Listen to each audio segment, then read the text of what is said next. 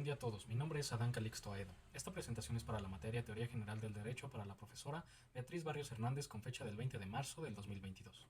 El tema que tocaremos hoy son las normas y sistemas jurídicos. Primeramente nos preguntaremos qué son las normas. Estas son impuestas por la autoridad competente como puede ser el Poder Ejecutivo o Legislativo de un determinado país. Los otros tipos de normas no pueden ir en contra de las jurídicas. ¿Y los sistemas jurídicos qué son? Podríamos definir a un sistema jurídico como aquel que se conforma por la totalidad de las normas que se correlacionan en virtud de la unidad que integran a partir de la Constitución y se compone por una secuencia de conjuntos de normas vigentes en momentos distintos, identificables temporalmente por los cambios en el conjunto de normas jurídicas generales. ¿Cuál es la importancia de los contenidos materiales en la validez jurídica?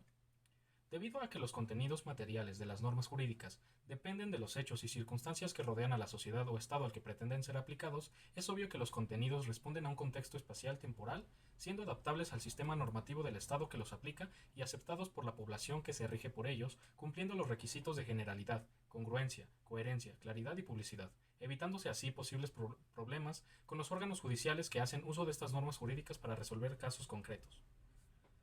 ¿Cuáles son los órganos competentes en México? Aquí en México los órganos que se encargan de dar validez a las normas jurídicas de acuerdo al artículo 1 de la Ley Orgánica del Poder Judicial de la Federación son la Suprema Corte de Justicia de la Nación, el Tribunal Electoral, los tribunales colegiados de circuito, los tribunales unitarios de circuito, los juzgados de distrito, el Consejo de la Judicatura Federal, el Jurado Federal de los Ciudadanos y los tribunales de los estados y del Distrito Federal. Actualmente la Ciudad de México en los casos previstos por el artículo 207, fracción 12ª de la Constitución Política. ¿A qué sistema jurídico pertenece México?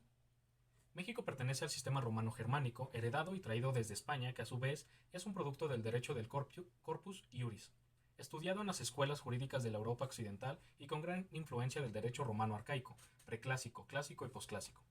Este derecho es codificado o legislado, se apoya en la ley escrita, muy distinta del common law, que se puede apoyar en la razón, norma que ya no sea vigente en nuestro país. Para este punto ejemplificaremos el artículo 34 de nuestra Constitución de 1857. Esta establecía que para obtener la ciudadanía era necesario cumplir 18 años, siendo casados y en caso de no haber contraído matrimonio aún, deberían ser 21 años. Esta norma ya no es vigente porque en la actualidad la Constitución vigente es la creada en 1917, cuyo artículo 34 establece como requisitos para la ciudadanía haber cumplido 18 años y tener un modo honesto de vivir. Ejemplo de una norma vigente en México, pero que no sea funcional. Para el ejemplo de la norma no funcional en México nos referimos al artículo 4 constitucional, párrafo séptimo, que establece que toda familia tiene derecho a disfrutar de vivienda digna y decorosa. La realidad aquí en México es que no todas las familias tienen una vivienda digna, por ende el Estado no puede garantizar una vivienda decorosa a todas las familias mexicanas. Explicar una antinomía de nuestro sistema jurídico actual. La antinomía es catalogada como una clase de paradoja, siendo vista como sinónimos a que ambas presentan contradicción entre ideas. La paradoja se caracteriza por emplear expresiones que encierran una contradicción. El derecho de asociación con cualquier objeto ilícito, que por supuesto la ilicitud debe ser expresada y por ende no implicitada en alguna norma y menos bajo el criterio discrecional del juzgado, ha permitido la interpretación extensiva en otro artículo constitucional, me refiero a la fracción 16 del 123, en concordancia con el artículo 395 de la Ley Federal del Trabajo. En este tema la Corte ha tenido diferentes criterios, en algunos casos aceptando la cláusula de exclusión en la asociación sindical y ahora, en los últimos tiempos, restringiendo el alcance de esa fracción, o mejor dicho, permitiendo la amplitud del derecho subjetivo de asociarse con cualquier objeto lícito. Al resolver en definitiva un juicio de amparo promovido por trabajadores azucareros que renunciaron a su sindicato y por ello fueron despedidos del ingenio del Potrero, la Suprema Corte de Justicia de la Nación declaró que la cláusula de exclusión por cuyo efecto se produjo tal despido es inconstitucional.